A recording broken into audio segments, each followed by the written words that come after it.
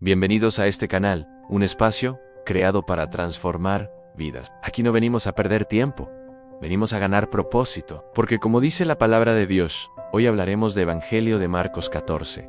Faltaban 2 días para la Pascua y el Festival de los Panes sin Levadura. Los principales sacerdotes y los maestros de la ley religiosa seguían buscando una oportunidad para capturar a Jesús en secreto y matarlo. Pero no durante la celebración de la Pascua, acordaron, no sea que la gente cause disturbio. Mientras tanto, Jesús se encontraba en Betania, en la casa de Simón, un hombre que había tenido lepra. Mientras comía, entró una mujer con un hermoso frasco de alabastro que contenía un perfume costoso, preparado con esencias de nardo.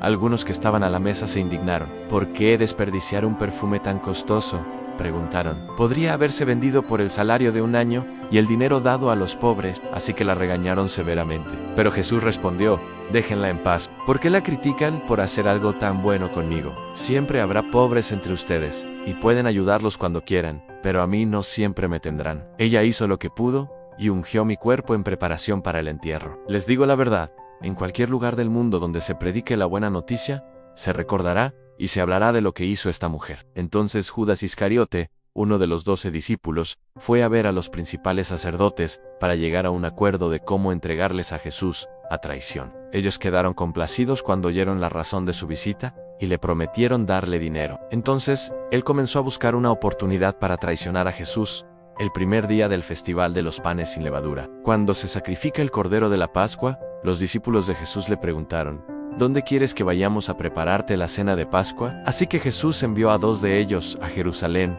con las siguientes instrucciones. Al entrar en la ciudad, se encontrarán con un hombre que lleva un cántaro de agua.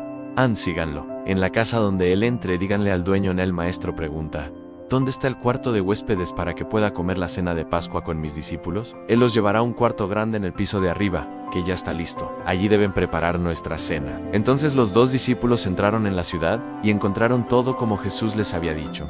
Y allí prepararon la cena de Pascua. Por la noche, Jesús llegó con los 12 mientras estaban a la mesa, comiendo. Jesús dijo, les digo la verdad, uno de ustedes que está aquí comiendo conmigo, me traicionará. Ellos, muy afligidos, le preguntaron uno por uno, ¿seré yo? Él contestó, ¿es uno de ustedes 12 que come de este plato conmigo? Pues el Hijo del Hombre tiene que morir, tal como lo declararon las Escrituras hace mucho tiempo. Pero qué aflicción le espera a aquel que lo traiciona. Para ese hombre sería mucho mejor no haber nacido. Mientras comían, Jesús tomó un poco de pan y lo bendijo. Luego lo partió en trozos, lo dio a sus discípulos y dijo, tómenlo, porque esto es mi cuerpo. Y tomó en sus manos una copa de vino, y dio gracias a Dios por ella. Se la dio a ellos, y todos bebieron de la copa. Y les dijo, esto es mi sangre, la cual confirma el pacto entre Dios y su pueblo. Es derramada como sacrificio por muchos. Les digo la verdad, no volveré a beber vino hasta el día en que lo beba nuevo en el reino de Dios. Luego cantaron un himno y salieron al monte de los Olivos. En el camino Jesús les dijo, todos ustedes me abandonarán, porque las Escrituras dicen, Dios golpeará al pastor, y las ovejas se dispersarán. No, sin embargo, después de ser levantado de los muertos, iré delante de ustedes a Galilea, y allí los veré. Pedro le dijo, aunque todos te abandonen, yo jamás lo haré. Jesús respondió, te digo la verdad, Pedro, en esta misma noche, antes de que cante el gallo 2 veces, negarás 3 veces que me conoces. Exclamó Pedro enfáticamente, aunque tenga que morir contigo, jamás te negaré.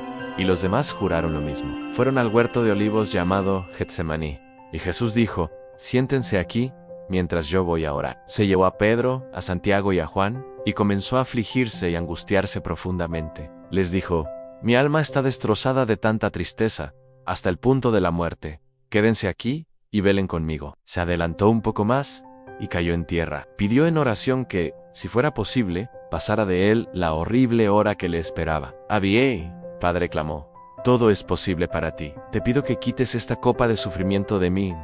Sin embargo, quiero que se haga tu voluntad, no la mía. Luego volvió y encontró a los discípulos dormidos. Le dijo a Pedro, Simón, ¿estás dormido? ¿No pudiste velar conmigo ni siquiera 1 hora? Velen y oren para que no cedan ante la tentación, porque el espíritu está dispuesto, pero el cuerpo es débil. Entonces Jesús los dejó otra vez, e hizo la misma oración que antes. Cuando regresó de nuevo a donde estaban ellos, los encontró dormidos porque no podían mantener los ojos abiertos, y no sabían qué decir. Cuando volvió a ellos por tercera vez, les dijo, adelante, duerman, descansen.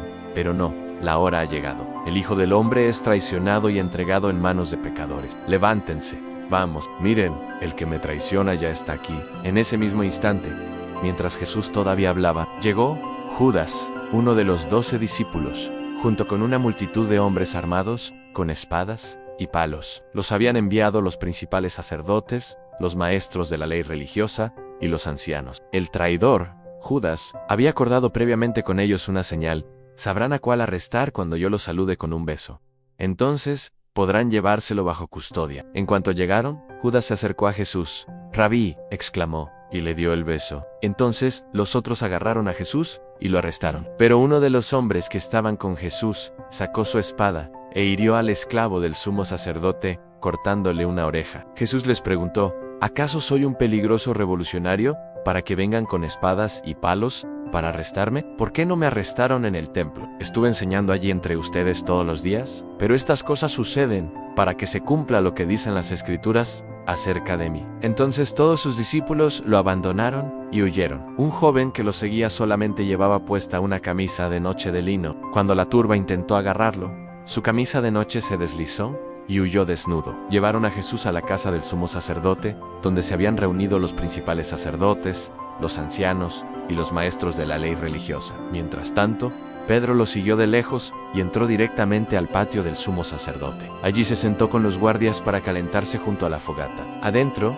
los principales sacerdotes y todo el Concilio Supremo intentaban encontrar pruebas contra Jesús para poder ejecutarlo, pero no pudieron encontrar ninguna. Había muchos falsos testigos que hablaban en contra de él, pero todos se contradecían. Finalmente unos hombres se pusieron de pie y dieron el siguiente falso testimonio: nosotros lo oímos decir: yo destruiré este templo hecho con manos humanas, y en 3 días construiré otro, no hecho con manos humanas. Pero aún así sus relatos no coincidían. Entonces el sumo sacerdote se puso de pie ante todos y le preguntó a Jesús: bien, ¿no vas a responder a estos cargos? ¿Qué tienes que decir a tu favor? Pero Jesús se mantuvo callado y no contestó. Entonces el sumo sacerdote le preguntó: ¿eres tú el Mesías, el Hijo del Bendito? Jesús dijo: yo soy, y ustedes verán al Hijo del Hombre sentado en el lugar de poder, a la derecha de Dios, y viniendo en las nubes del cielo. Entonces el sumo sacerdote se rasgó las vestiduras en señal de horror y dijo: ¿para qué necesitamos más testigos? Todos han oído la blasfemia que dijo. ¿Cuál es el veredicto?